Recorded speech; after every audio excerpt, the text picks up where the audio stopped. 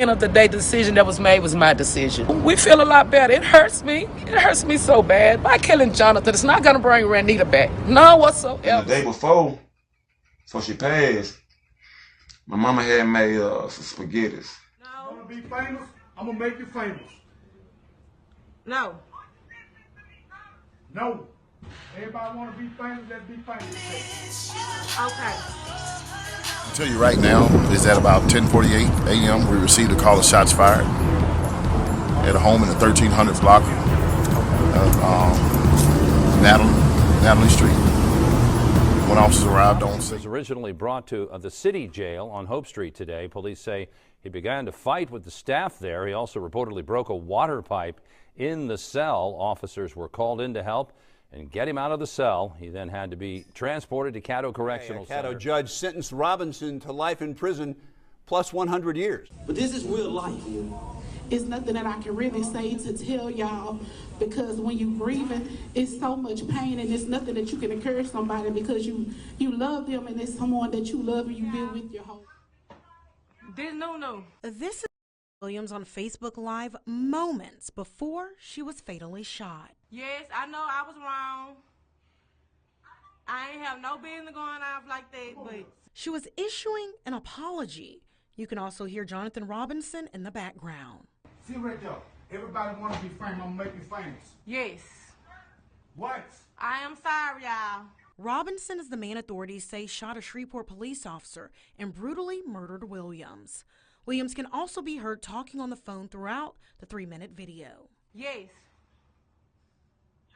What? No, Yes, that's her. Let me see the phone, John. No. Just before 11 Thursday morning, Shreveport police received the call about shots being fired at a house in the Caddo Heights neighborhood. Yeah. Man, you think I'm worried about the police right now? Huh? You think I'm worried about the police right now? Nah. Tell you about no police, you heard? Mm-hmm. Play on me. Pull up right now. Pull up. More than 35 law enforcement units were called out to make sense of the chaos taking place between Robinson and Williams. Want to be famous? I'm going to make them famous. No. Want to be famous? I'm going to make you famous. No. No. Everybody want to be famous, let's be famous today. According to Corporal Marcus Hines, when officers arrived, they also heard gunshots and screaming inside the house. Stop, Jonathan! Stop, Jonathan! Those were the last words you hear from Williams before you hear a series of shots ring out in the air. The day before, so she passed, my mama had made some spaghettis. You know, we don't play with mama cooking. Like, if me and New cook, if I cook, she'll eat. If she cook, I eat. But if Nita cook, everybody finna eat. You finna try to eat 2 or 3 times. So Nita came over here. That's why my mama ended up being here when it happened, because I ended up taking the kids to the school. I remember going to the car with no shoes on. She was on some boss shit. Just think about it. She didn't have to go work. She didn't have to go work for nobody.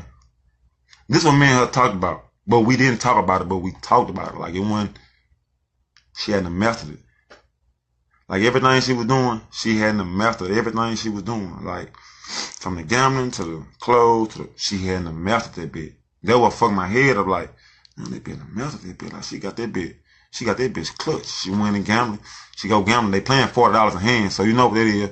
Ain't no $5 a hand, ain't no $10 a hand. Number one, they playing $40 a hand. I'll walk in and watch her win 3 hands in a row. Y'all know how much that win that is. $40 a hand, 5 people at the table, 3 hands in a row. She got up and left. When the judge closed. I'll tell you right now is at about 10:48 a.m. we received a call of shots fired at a home in the 1300 block of Natalie Street. When officers arrived on scene, there was information that a man was firing a gun. That man did fire shots. We had a police officer who responded to the scene, suffered an injury to the wrist after being shot. We do believe there was an exchange. There was an exchange of gunfire between the alleged suspect, who's now in police custody, and Shreveport police officers. Now, Appreciate it. We still have a lot of information to gather, to uncover as far as the shots and all of that stuff. Okay, but we do believe that the shots fired by the suspect is one of the shots that struck our officer. Okay, and that officer was taken to University Health with non-life-threatening injuries. Officer stayed on the scene and made contact with the man inside the residence, who ultimately came out of the home. He's in police custody. Now, once he came outside of the home, you got that? Yeah. Once he came out of the residence, police did go inside the residence and cleared it. Once inside the home, officers discovered a female victim who had suffered at least one gunshot wound.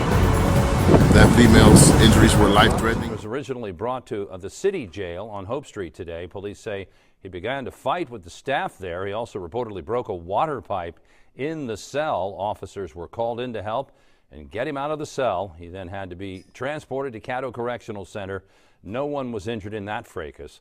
Robinson has been charged now with second-degree murder and convicted felon in possession of a firearm. He has an extensive criminal background, including a charge for domestic abuse, we have found out.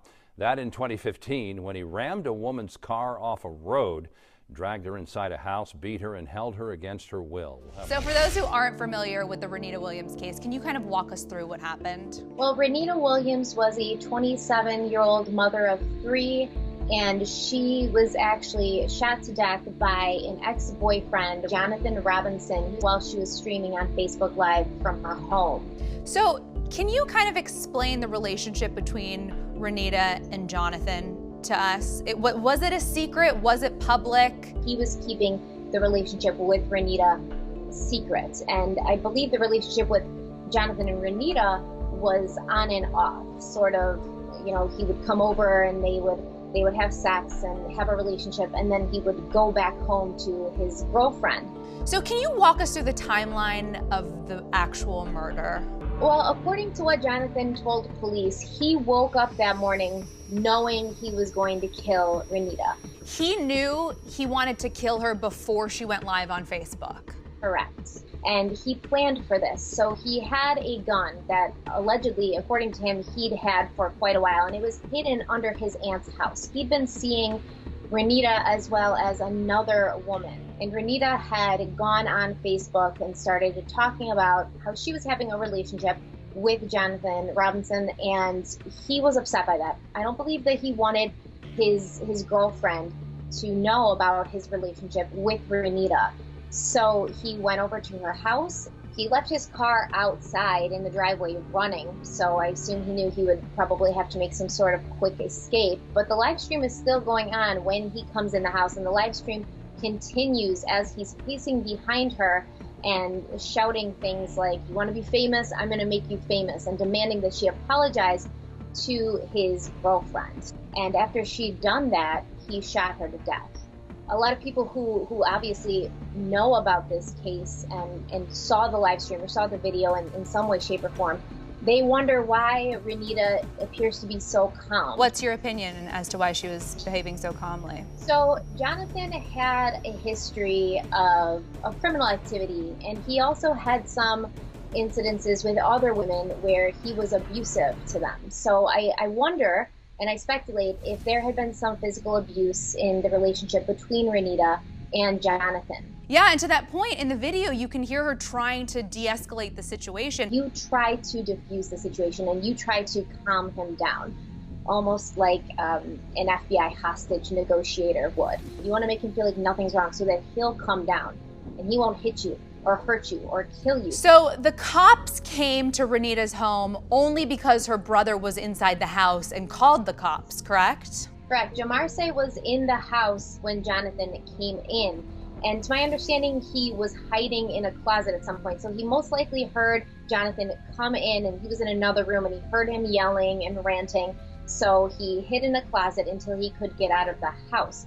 At that point, once he did get out of the house, he called the police, and they responded to that call. And after it was an 80-minute standoff with 8 police officers, he shot at them as well, and he actually wounded one of them. He was arrested, and he was charged with first-degree murder.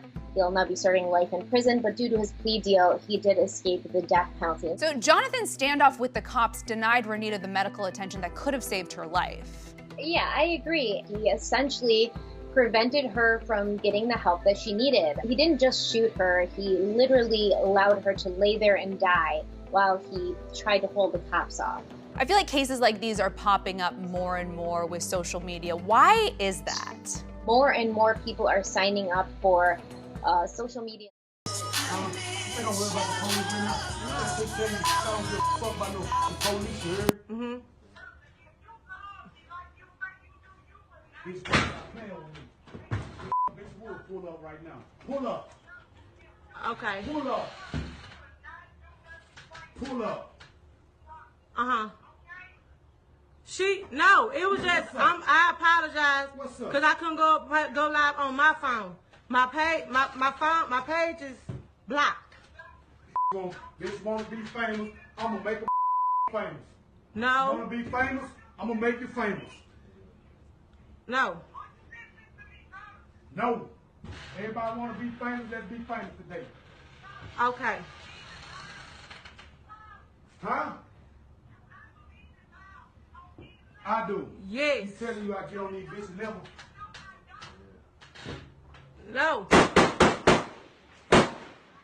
Go. Stop, Jonathan. Stop, Jonathan.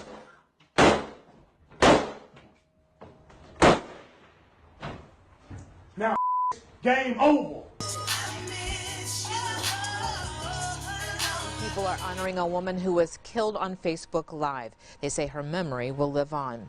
NBC 6's Julius Kizzy joins us now from Praise Temple, where her visitation was held tonight. Julius. Jackie, the community says they will remember Rannita Williams for her laugh and the care she had for her family. So just think about those good moments that y'all had with her and just keep y'all faith and just keep on. Rannita Williams was last seen on this Facebook Live when she was tragically killed, but her memory lives on beyond the screen. We have so many likes and so many prayers and memories on Facebook, but this is real life. It's nothing that I can really say to tell y'all, because when you grieving, it's so much pain, and it's nothing that you can encourage somebody because you love them, and it's someone that you love and you been with your whole life. More than 1,000 people came to her visitation. All of her heartaches, she ain't got to share them. Listen.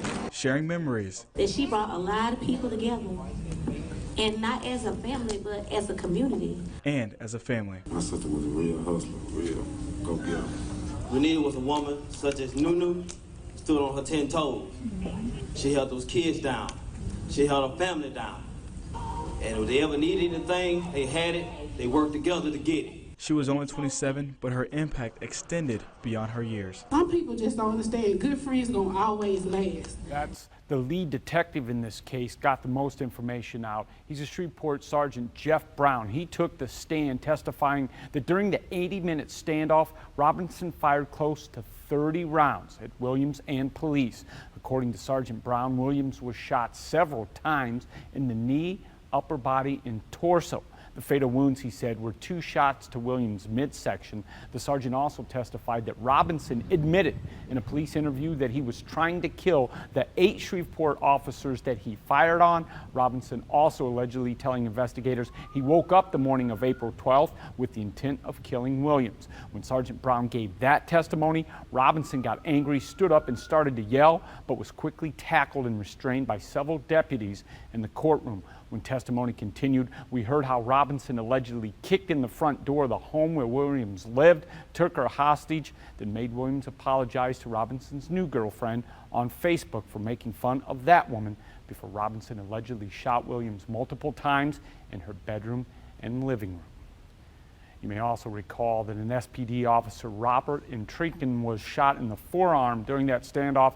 Today we learned he is still recovering from his wounds and not back on the force quite yet. Two of them even came close to dying. The officer who actually was shot and the first officer who drove up to the scene of the crime, who Thankfully, she stopped short, because if she had driven all the way up to the house, she would have been killed. The district attorney tells NBC6 News before talking with Rannita's mother, he did seek the death penalty. But based on my conversations with her, I was willing to back off if he pled. So at the end of the day, the decision that was made was my decision. We feel a lot better. It hurts me. It hurts me so bad. By killing Jonathan, it's not going to bring Rannita back. None whatsoever. So this wasn't the first time he apologized to me. It's about the third time with letters and writing. I just never let no one know what was going on with me. The months of Robinson's attempted outreach had an effect on Nunu's mom. She told Caddo DA James Stewart privately she was okay without the death penalty. Stewart says it was now or never for a plea deal. We wanted to make sure that he really wanted to plead guilty, but he's going to have to plead guilty to what I wanted him to plead guilty to. And either he was going to plead now, or we would not entertain any other plea offers in the future. For a family seeking closure, pursuing the death penalty would have only prolonged the pain. Death penalty cases are very complicated. They take a long period of time. And anytime you're dealing with family members who want closure, you're always open to doing something different if you get cooperation. So we feel a lot better. It hurts me. It hurts me so bad. By killing Jonathan, it's not going to bring Rannita back. None whatsoever. So decision has been made, and that's what it is. A decision Anita Williams came to alone after months of internal struggle. And I forgive him. I forgive him. But I never will forget. Robinson tried to plead guilty at least twice before. In court today, he turned to Anita Williams and apologized. Jeff, both sides crying, she did accept his apology. Pretty powerful stuff, Josh. Yeah.